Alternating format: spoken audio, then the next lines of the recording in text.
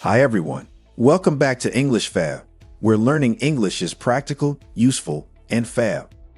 Understanding how to describe sizes and dimensions accurately can be tricky, especially when comparing objects, explaining measurements, or giving precise descriptions. Whether you're shopping for furniture, talking about clothing sizes, or describing shapes and objects, knowing the right words will make your conversations much clearer and more effective. In today's lesson, we'll go over essential vocabulary related to size and dimension. We'll cover basic measurements, size descriptions, 3D shapes, comparisons, and real-world applications. These words will help you explain everyday objects more precisely and naturally. This lesson follows the vocabulary structure on our English Fab website, so if you want to review or practice later, be sure to check it out. If you find English difficult, don't worry. You can translate the subtitles into English and your own language like this. Check the description below for extra details. Now, let's get started. Let's go over some essential vocabulary. 1. Basic measurements.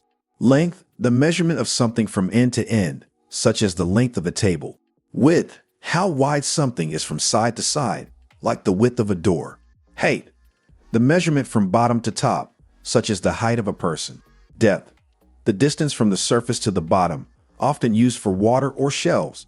Distance, the space between 2 points, such as the distance between 2 cities.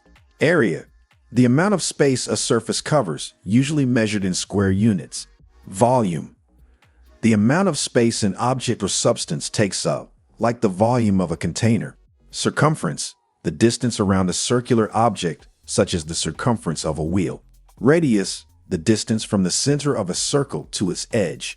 Diameter, the length of a straight line passing through the center of a circle, touching both sides. Perimeter, the total length of the boundary of a shape, such as a fence around a garden. Thickness, how thick an object is, such as the thickness of a book. Capacity, the maximum amount something can hold, often used for containers.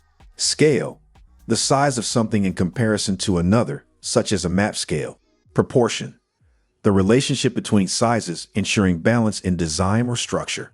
2. Size descriptions. Huge, very large in size, like a huge mountain. Gigantic, even larger than huge, often describing something overwhelmingly big. Massive, extremely big and heavy, such as a massive rock. Large, a general term for something big but not extreme. Big, commonly used to describe something larger than average. Medium, a size that is between big and small. Small, something with a lesser size compared to others. Tiny, extremely small, like a tiny insect. Miniature, a very small version of something larger, like a miniature house. Petite, used to describe something small and delicate, often referring to people or clothing. Compact, small but well designed to fit within a limited space. Oversized, bigger than the normal or necessary size. Narrow, a small width, like a narrow alleyway. Wide, at large width, such as a wide street. Microscopic, extremely small, usually invisible to the naked eye. 3. 3D and shape-related terms. Cube, a 3D shape with 6 equal square sides, like dice. Sphere, a perfectly round 3D object, such as a ball. Cylinder, a 3D shape with circular ends and a curved body, like a can. Pyramid, a triangular-shaped 3D structure with a point at the top. Cone, a shape that tapers from a circular base to a point, like an ice cream cone. Rectangle, a 4-sided shape with opposite sides equal. Square, a special rectangle where all sides are equal. Triangle, a 3-sided shape. Oval, a stretched-out circle. Ellipse, similar to an oval but with precise mathematical properties. Prism, a 3D shape with 2 identical ends and flat sides.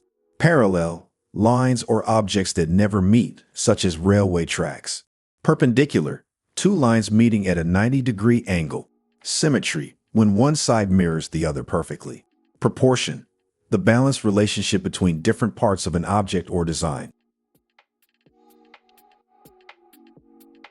4. Comparative and relative sizes. Bigger, a size that is greater than another. Smaller, a size that is lesser than another. Taller, having more height. Shorter, having less height. Longer, having more length. Wider, having more width. Narrower, having less width. Thick, having more depth or width, like a thick book. Thin, having little depth, like thin paper. Deep, extending far down, such as deep water. Shallow, the opposite of deep, like shallow water. Heavy, having a lot of weight. Light, having little weight. Expansive, very large or wide in area. Compact, small but arranged efficiently. 5. Real-world applications. Furniture size. Measurements of furniture, such as a table or sofa. Clothing size. The fit of clothes, ranging from small to extra large. Shoe size. The measurement used for footwear. Screen size.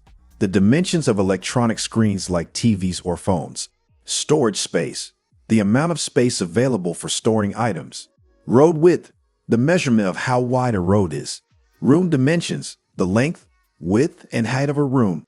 Paper size. Standard dimensions used for printing, such as A4 or letter size. Luggage capacity. The amount of space inside a suitcase. Ceiling height. The distance from the floor to the ceiling. Shelf depth. How deep a shelf is for storing items. Smartphone size. The overall dimensions of a phone. Table measurements. The width, length, and height of a table. Building height. The measurement from the ground to the top of a building. Vehicle dimensions. The size of a car, truck, or other vehicle.